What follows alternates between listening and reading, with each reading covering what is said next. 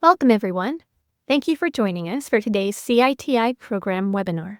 Today's topic is Being Creative When Applying the IRB Exemptions, Part 1, and it is presented by Mr. Jaime Hernandez.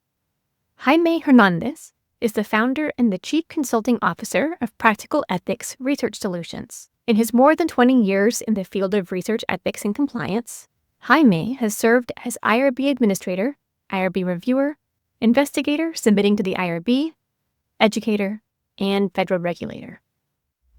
The learning objectives that I have for you for this presentation today is so that we can understand the roles that the exemptions play in the common rule. And then we're going to identify flexibilities applicable to all exceptions.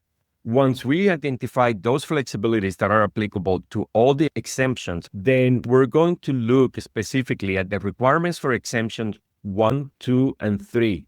And we're going to look at specific flexibilities that are unique to those 3 exemptions. I want us to apply the brakes before we pick up too much speed.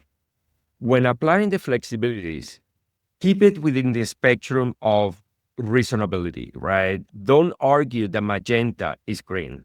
It has to be reasonable to make that claim, to interpret the flexibility in the way that you're doing it. Remember that exemptions themselves are a flexibility. The regulations don't require institutions to use exemptions. They exist so you can use them if you want to.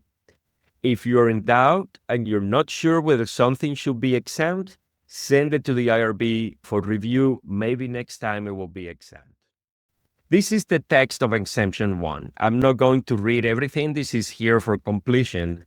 Instead, I want to focus on what are the actual elements of Exemption 1. To be exempt, the research must be conducted in established or commonly accepted educational setting, and it must involve educational practices. Flexibilities right away. This exemption is full of flexibilities. Notice that it says educational, not academic. So this is not restricted to school.